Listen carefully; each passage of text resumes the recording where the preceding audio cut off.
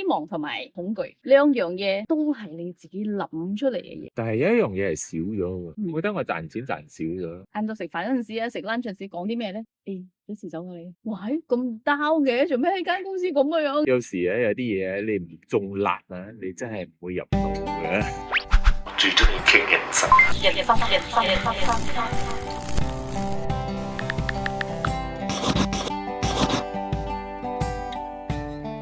選擇啊，咁你有冇試過因為其他人嘅期望影響你嘅選擇？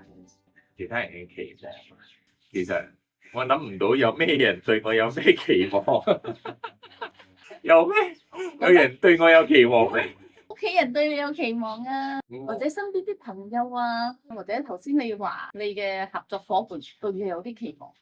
好似我屋企人咁樣，供我讀書，佢期望就係我畢業啦。畢業咗之後，佢期望就係我揾到份工啦。揾到份工咗，所以冇咩期望。唯一有啲出乎意料嘅就係我辭工啦。我爸又唔係好贊成我辭工咯。咁點解佢唔贊成咧？因為佢覺得創業係好大風險嘅一樣嘢啦。所以其實佢都冇咩理由想阻止我去創業嘅，佢淨係唔中意風險啫。所以佢唯一嘅理由，佢冇好理由，理由係風險啫。所以只要我說服到佢，我係想做嘅嘢，咁咪做咗咯。朋友就唔使講啦，小朋友聚會啦，所以大家都唔知大家做咩，冇乜機會晒命。所以少，我諗住小朋友唔係少啲朋友聚會啊，所以你唔會妒忌，哇嗰條友揸 Benz 咗，哇嗰條友賺幾百萬咗，我唔知啊，我唔知我啲朋友賺幾多嘅，我都唔知你揸咩車嘅。咁你咧有咩期望啊？你話我對你有咩期望？係咯，係咯，你對我有冇期望啊？我期望你滿足我嘅期望啊！我期望係啊，我都好，我嘅本質就係成全你啊嘛，唔係咩？咁啊乖啦，因為我都想人哋成全我嘛，所以我又會成全你咯。咁我哋係互相成全咧。其實我唔會 control 你想做嘅嘢，你都冇 control 我，即係唔係講 control，即係講好似話你唔應該做呢樣嘢咁咯。你去打工啦，俾我去休息啦。你應該去賺多啲錢，你應該去點樣點樣。你身為一家之主，或者你身為一個女主人，你應該要點樣點樣。其實我哋又好少有啲咁樣嘅對對方一個覺得 expectation，你應該要咁樣，你應該跟我想你去做嘅方式去做。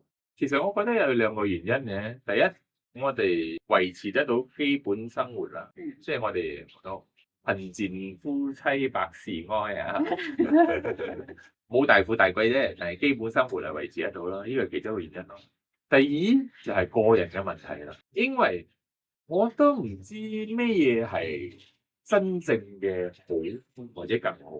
好似我會叫你做，你一定要做咁樣。一個人叫你一定要做咁樣，因為佢認為你一做咁樣先係啱嘅，先係更加好噶嘛。因為佢有一個咁嘅諗法嘛。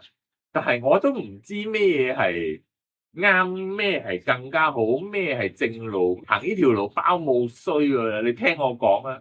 因為我都唔知有一條咁嘅路，咁我又點樣去阻止你或者叫你去做？就算你話想做一樣嘢，我都話係有好多種可能性啊，又好又好咧，就咁講啫嘛。但係個結果會係點樣樣，好唔好，我係唔會知嘅。咁我點樣去阻止你？因為身邊咧會有啲人或者屋企人又好啦，或者佢哋會有一種我食鹽多過你食米啦，或者我當初即係我聽過身邊嘅朋友，其實。講真啊，我哋屋企人啊，我屋企人，我媽啊，我爸佢哋係唔會冇咩會影響我或者阻止我想盡辦法嚟制止我想做嘅嘢。其實佢俾我嘅自由度都好大，可能佢都覺得我哋思想成熟啦，所以我覺得呢種會俾到我哋更加會自由去發揮咯。所以雖然有時會 feel 到佢哋嘅期望。咁有咩期望啊？你 feel 到佢哋有咩期望？好似我當初細啲嗰陣時，即係我當初讀，點解我讀 IT 唔讀 design？嗰陣時我媽會有一種思想會俾到我嚟講，係啊，因為讀 art 啊 design 啲賺唔到錢嘅畫家死咗先揾到食嘅，啊，死咗先出名嘅。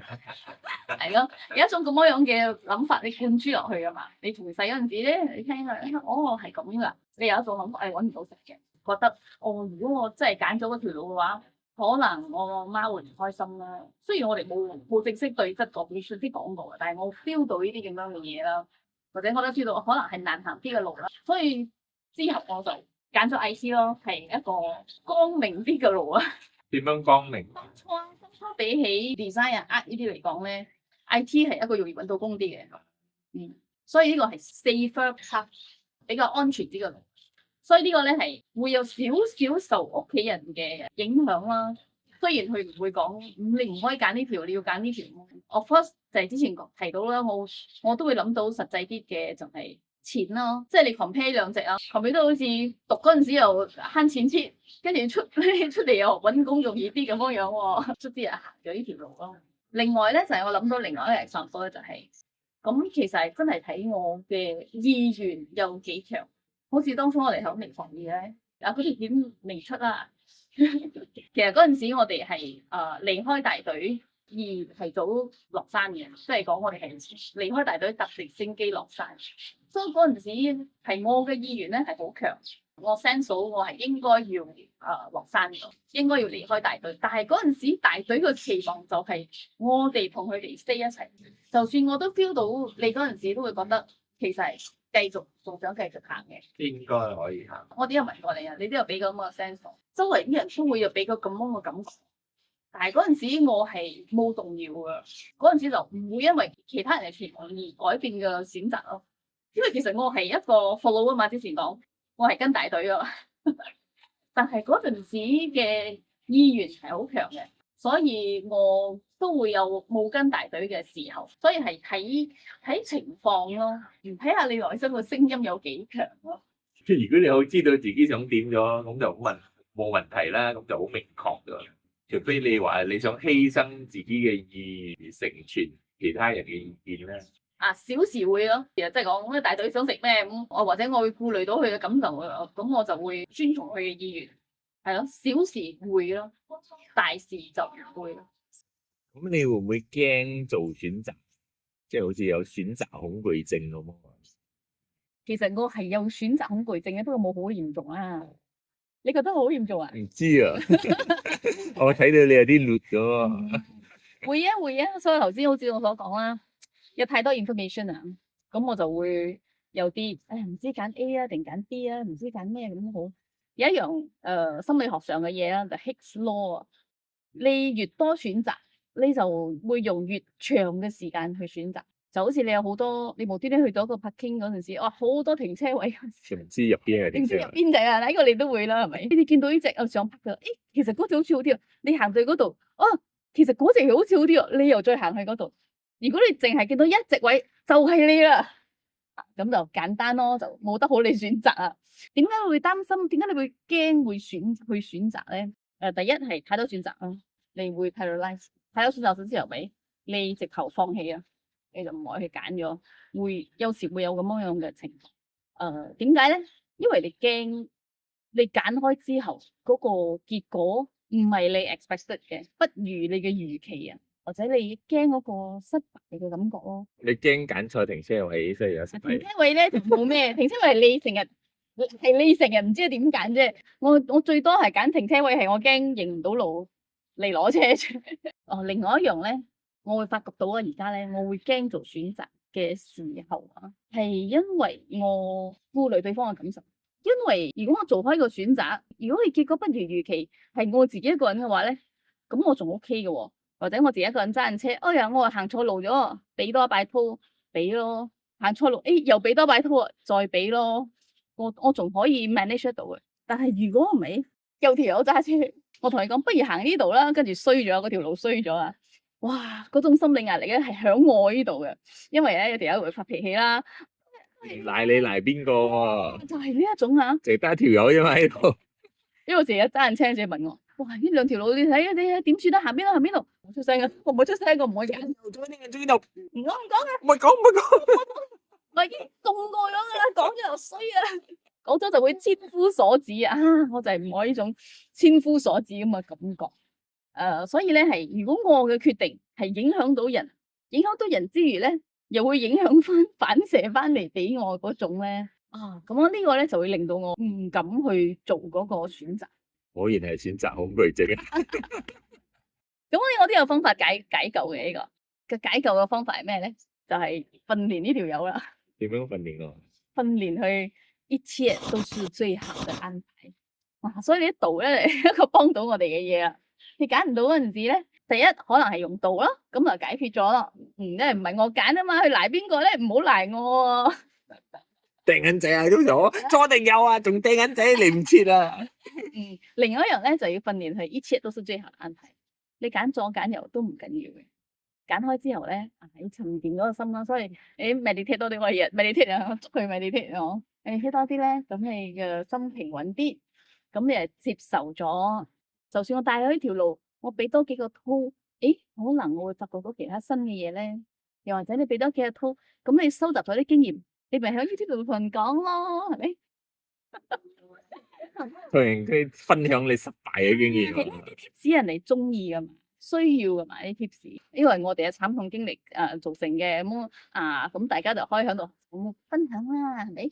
所以你每一樣嘢都係一個黐枝嚟嘅，訓練去學識呢樣嘢咧，咁佢就唔會賴。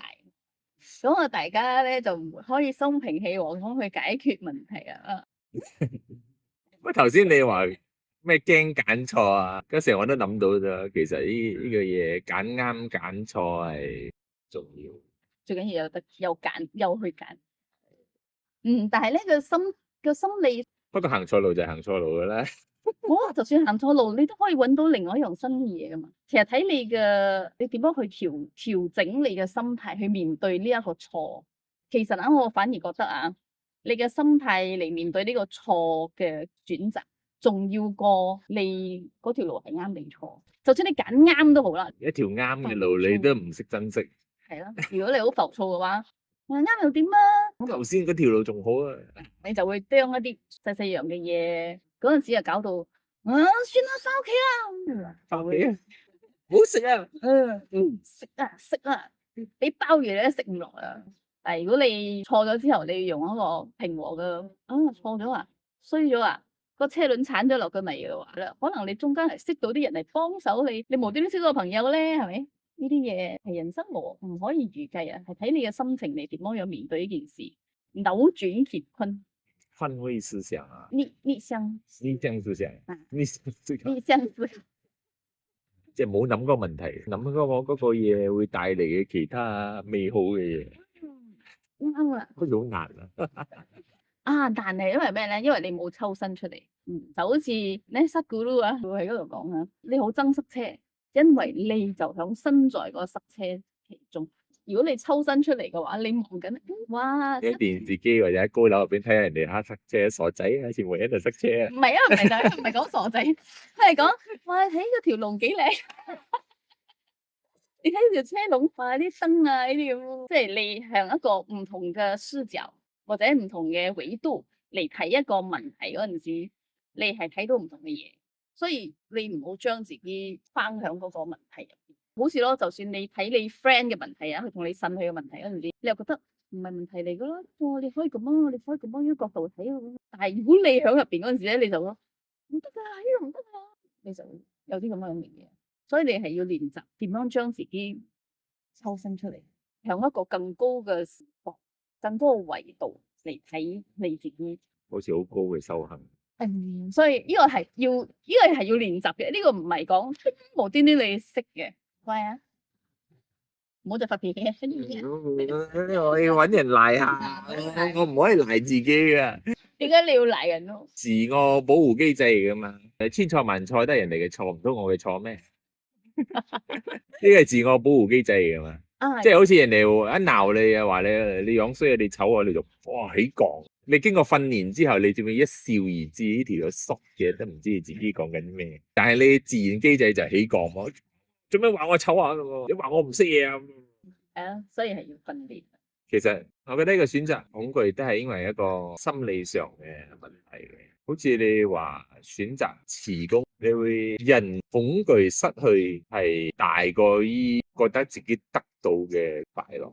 你係 fear of loss than be happy about gain。其實我諗下，我都大概可以知點解啦。因為 fear of loss 啊，你就覺得哇，我一定冇硬噶啦呢樣嘢，即係我辭工我就冇咗呢份收入啊。但係我得到嘅嘢，你就覺得未必得到喎，可能得到啫喎。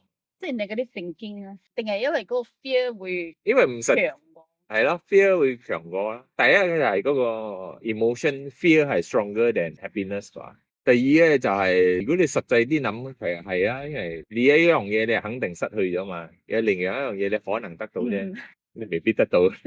所以你要有幻想同埋夢想啦，要 need to sell yourself the dream， 你 need to buy into the dream。或者你而家覺得依家係屎咗噶啦，地底泥咗噶啦，只有更好嘅啫，所以一定要改變。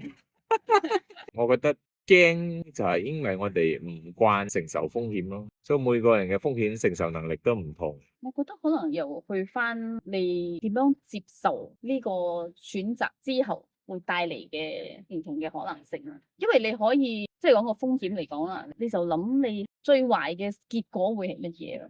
最壞嘅結果咪又係咁樣啫。你四你辭咗職之後，最壞嘅結果係咩咧？最壞結果你搵唔到食咯，冇咗一年嘅收入。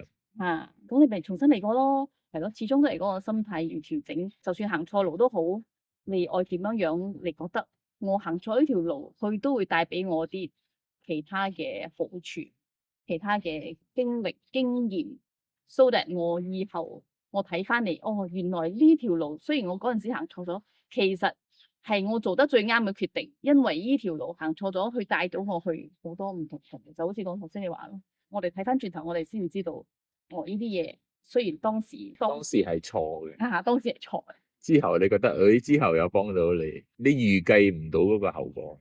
其實你頭先講係你想以邏輯性去衡量呢個得失。但係我覺得咧，恐懼就係一樣感受，係一個 emotion 啊，唔係攞邏輯嚟衡量嘅。即係你驚啊，有時你覺得我就係驚咯，你嘅驚合唔合理？你係唔理合唔合理噶啦，你就係知道驚嘅啫。好少人可以咁樣去感化呢個驚，你就係驚，係一個 emotion 嚟嘅，可能係一個唔合邏輯嘅 emotion，但係佢都係一個好強烈嘅 emotion。所以樂觀嘅人咪好啲咯，樂觀嘅人都係一個 emotion 啊。樂觀嘅人咧，佢就會睇到希望，你睇到夢想，睇到希望，所以希望都係一個 emotion 嚟噶。所以用希望嘅 emotion 嚟冚過去嗰個 fear 嘅 emotion。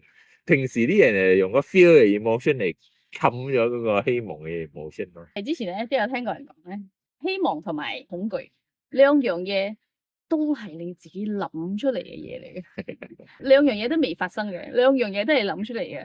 係睇你愛諗邊一隻嘅啫，所以你諗到你希望，你諗佢多啲，咁佢咪係希望。所以我話頭先恐懼嘅感覺好強烈啊嘛，有時係會強烈到影響到你嘅身體。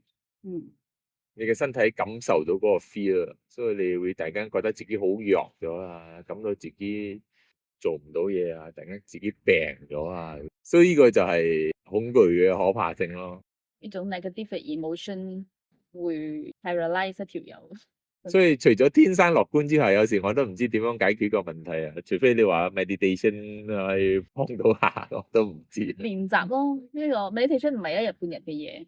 你要慢慢接觸恐懼同埋接觸風險咯，你就慣咗同風險同恐懼共存咯。係咯，呢個就係。你就唔會咁驚氣咯。因為好似講我都係有選擇恐懼症。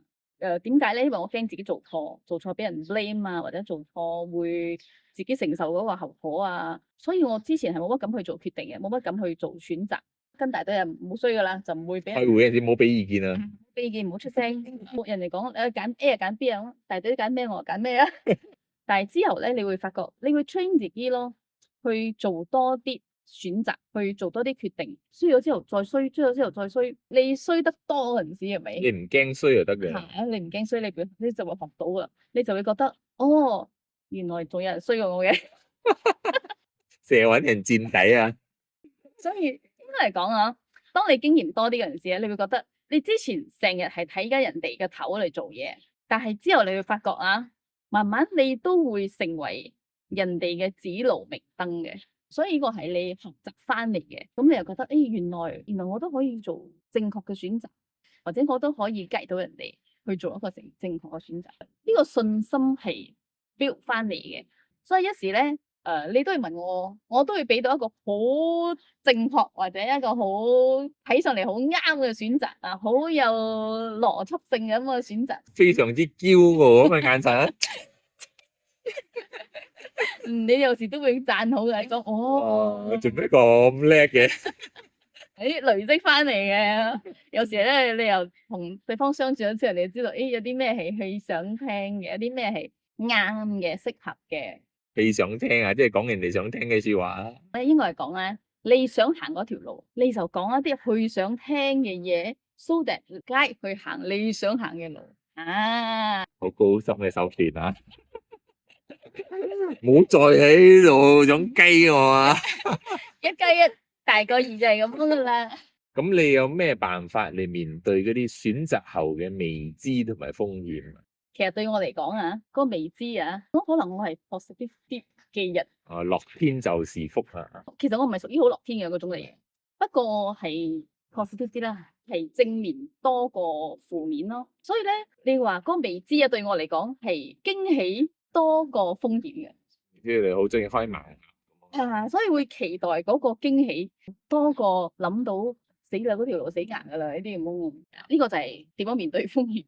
就係你期待驚喜啦，你就冇風險啦。即係諗到啲好嘢，冇諗啲衰嘢啦。係咯，其實真係心態上嚟嘅，始終都係我覺得係嗰個心態上嘅調整。因為你會驚嘛，你嗰個驚嘅個恐懼啊，係真係會有嘅。但係你再諗多啲，你諗多啲好嘅嗰方面。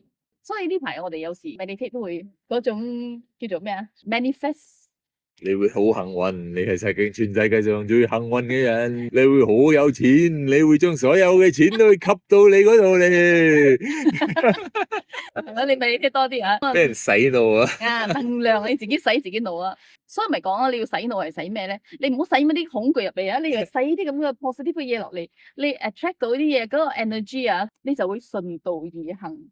係咯，以前啊，啲風險啲嘢，我成日都係諗到啲衰嘢。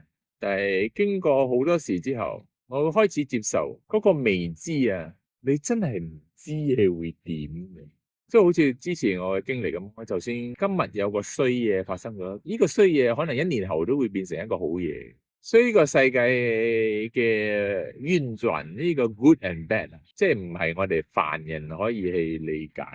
所以有時我覺得係咩嘢啊，就有太多我預計唔到嘅可能性，所以我都索性冇乜會去預計嘅可能性。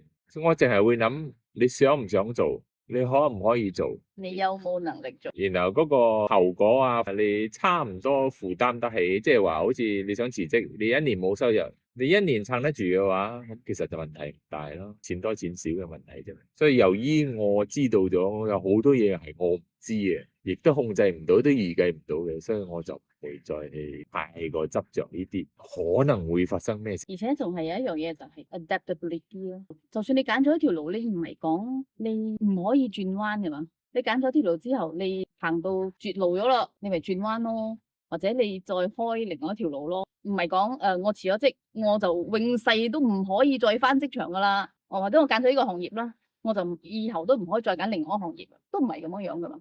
我始終會覺得你行咗嗰條路啦，佢對你嘅人生係有啟發嘅，你都會有得着咯。以我嘅經驗，人生中每10年就有一大改變。所以我哋淨係可以做嘅係目前覺得對我哋嚟講最好嘅選擇。咁你有冇試過為你之前做過嘅選擇後悔咧？有啊，第一擺創業啦，傻仔咁走去創業。如果俾你翻轉頭啦，咁你會唔會想改變啲咩咧？如果我有嗰時候我有智慧，我梗係講冇氣啦。即係講你係後悔，跟住你會覺得你想改變，因為嗰個時候係好明顯係錯噶嘛。of course 之後有意想不到嘅收穫啦。但係如果我翻去改變，然後我改變咗呢個嘢，我冇去犯呢個錯，但係我又學唔到一啲嘢喎，咁可能我接落嚟嘅人生又會唔一樣咯。所以呢個係一個好難嘅問題。你唔應該問我想唔想翻去改變，我應該係講我希望我唔可以翻去改變，咁我就唔使揀啦。哦，咁你都冇辦法翻去改變咧。即係一個好奇妙嘅嘢咯。你明知係錯，你後悔，但係你改咗之後啊，你嘅人生係可能變咗，但係你又唔知變得更好或者更差。有人話每一個選擇就係一個 parallel world。平行世界啊嘛，呢個世界有好多個世界，每個世界入邊你都做咗唔同嘅選擇，有咗唔同嘅人生。所以我覺得後悔依家嘢係冇意義噶，因為就算你後悔咗，你改咗，你都唔知會發生咩事。不過都係會有後悔感啦。離職創業啊，有一個好奇怪嘅嘢。所謂嘅創業啊，我雖然得到咗好多嘢啊，但係有一樣嘢係少咗嘅。我覺得我賺錢賺少咗。因為我唔係一個好成功嘅創業者，雖然我得到咗好多其他嘅嘢，譬如係翻去 small valuable，但係嗰啲嘢唔係錢。如果我繼續去打工，繼續平穩咁打工，我嘅經濟情況會好啲，但係我嘅生活經歷同埋思想啊嗰啲可能會差啲。So 算唔算後悔或者遺憾咧？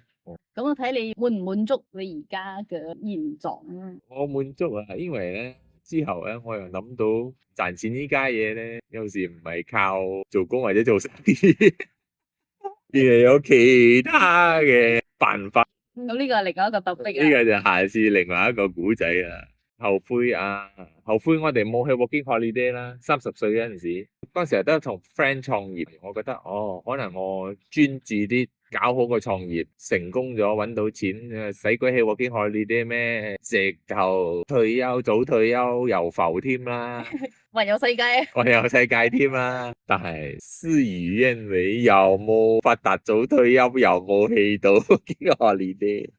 又過咗個歲數，又過咗個歲數，要活在當下，把握當下。不過嗰陣時二選一咯，都係選咗一樣嘢咯。覺得嗰時候覺得特別想做創業，或者覺得創業有機會啩，或者想一個穩定啲嘅生活，即係話你覺得你有咗錢，你嘅生活會穩定啲，然後你就可以追求咗你夢想，有一種咁嘅諗法。仲有一樣嘢，我覺得後悔參加有一排我哋參加咗 MLM。哦，係啊。通常咧，我哋都唔會參加 MLM。因為 MLM 咧係一個 sales 嚟噶嘛，即係你要 persuade 人哋去買一樣嘢或者參加啲會員。通常你都要 persuade 9個人、10個人，嘗試行先。然後咧，然後講中咗我弱點，我又知道 persuade 人係10條友係冇可能嘅。有條友同我講，你必須 persuade 2條友就得啦，你就可以得到財富自由，你就可以好似創業咁樣，有大把下線為你工作。結果係。呢個嘢我都學到一樣嘢咯。當然除咗唔可以貪心之外，你要明白，如果你想賺錢，你唔可以以賺錢為目標嘅。即係話你會想做一個產品出嚟目標啊，或者你想服務一班 soft 一班客戶嘅問題去賺錢啦，或者你好有夢想，你想做一樣嘢嚟賺錢。但係你唔可以話單單我為咗100萬，所以我做呢樣。我做呢樣嘅原因就係因為我想賺。我覺得咁樣好似唔係好實際同埋個可靠嘅思維，而且我覺得呢個咁嘅思路嘅就係啱。即係你個 target 係以錢為目標嘅話，好似好虛咁。好虛啊！咁你又後悔啲咩？咧當初咧，我有試過有一份工咧，我入咗去第一日我就後悔咗。係啊，係啊。第一日我就想辭職咗。啊，點解咧？你入到去你就會發覺，誒，成個公司嗰個 mood 啊，大家都係晏晝食飯嗰陣時啊，食 lunch 嗰陣時講啲咩咧？誒，幾時走啊你？嗰啲同事啊，全部喺度，幾時到你啊？誒，嗰日啊邊個走啊？哇，咁 down 嘅，做咩喺間公司咁嘅樣嘅？話嚇親啊！跟住之後咧，就發覺因為佢係 financial institution 嚟，我就發覺其實自己係唔適合做 financial institution 嘅一類型嘅公司嘅。點解咧？因為佢好多限制嘅。哇，你插一個 USB 落去又唔得啦，跟住咧 internet 都封埋你啦。我記得我點樣做 research，我點樣做我啲工啊？我問我老細，跟住佢講，嗰度有一個 shared 嘅 computer 咧，淨係嗰架機可以上網嘅。呢個係我 college 嗰陣時都冇啲咁樣嘅嘢，大家都係可以自己自由上網，咁樣先快嘛。跟住佢講，裏邊都有書啊！哇，呢咩年代嚟嘅？嗰啲 financial institution 咧，佢都係有好多 rules 嘅。你要跟住咁樣嘅 step 去做嘅。跟住我睇到個 step， 喂，呢個 step 冇好多多餘嘅喎，佢講冇辦法㗎，你跟啦，因為你要改個 step 咧，你要 submit 好多嘢，啲 approve 一大堆嘢，你先可以改呢個 step。我但係呢個 step 好多嘢多餘咗，已經唔啱咗嘅喎，我 skip 咗佢啦，咁樣我唔可以改，我唔可以改一聲，但係我 skip 咗佢，唔得嘅喎，你一定要做晒係，跟住你要 mark 全部，死咯！一個好 rigid 嘅係咪？好 rigid 嘅，嗰個你會後悔咯，但係後悔又點樣樣咧？後悔咪改咯。後悔啊！早啲辭工再轉工啊！係咯，嗰陣時係我做得最短嘅一個時期嚟嘅。咁點解初初你接受嗰份工啊？人工高，福利好啊？因為覺得 financial institution 好似好穩咁樣樣嘛，啊成日聽人講啊，啲 bank 啊、insurance 邊啲啊，佢啲 bonus 時候多啦，人工高福利好，跟住 bonus 多咁，我諗住係喎，卒之可以揾一個咁樣樣嘅公司試下啦，所以就衰咗咯。其實衰咗唔緊要嘅，最緊要可以轉啫。你唔好衰咗之後塞住喺嗰度，跟住日日嗰度埋怨。即係咧先，你話我會唔會想翻去改變任何嘢？就算我有後悔都好，會唔會想翻去改變任何嘢？但係我會諗到我以你當時嘅心智、你當時嘅 knowledge、你嘅心態、你嘅一切啦，你都會做翻同一個選擇。咁我覺得好處就係你做過咗，知道嗰樣嘢一定唔 work 嘅，咁下次你就唔會再揀咗啦。我嘅意思就係嗰個錯嘅選擇係有價值嘅，咁你就知道下次啊啲 financial institution 啊係咁樣嘅一個環境嘅，咁你就唔好去入去做咯。你知道啊，你係聽講人哋話唔好啫嘛，你其實你都唔知咩唔好。咁你自己親身體驗過，你就知道感受到嗰個唔好，深到印喺你腦度，咁你下次肯定打死你都唔會再俾人 convince 入去做。你諗住有啲嘢你講就得噶，有時咧有啲嘢你唔中辣啊，你真係唔會入腦嘅。你嘅經歷就係你最好嘅老師啦。而且咧有一樣嘢就係、是，好似話我當初揀邊一科啦，我揀咗 IT， 我冇揀 design 啦。會唔會後悔啊？其實我都冇後悔㗎，可能都會覺得揀 design 可能會好啲，但係未必㗎喎，就係咯 parallel world 咯。如果我揀咗嗰條路咧，咁我就唔會識到你㗎。所以有好多嘢係 one thing lead to another 㗎，你唔可以講我揀咗呢條路，以後一定會更好，你係唔會知嘅。所以我係覺得唔需要去後悔，而係將以前所有嘅一切嘅經驗經歷嚟變成而家呢個你咯，接受你自己，接受所有嘅一切嚟幫你行未來嘅路。另一個角度就係10年、20年、30年之後啊，如果你想繼續做 design 嘅嘢，你都可以做嘅，你都可以再學嘅，你可以退咗休之後做 design 都得。所以我咪慢慢轉咗去 UX design 咯，其實係一個我好接近我中意做嘅嘢，但係點解我都仲辭職咧？之前嘅條片有講咗。即係要浮出個春天出嚟，衝你出大海啊！大家行嗰條路，大家同佢村嗰陣時講，我哋轉啦，有能力但冇夢想。哇！你要去到嗰個生死關頭，你先知。如果你覺得開心最重要嘅話，呢啲人就係人生中咗樂趣。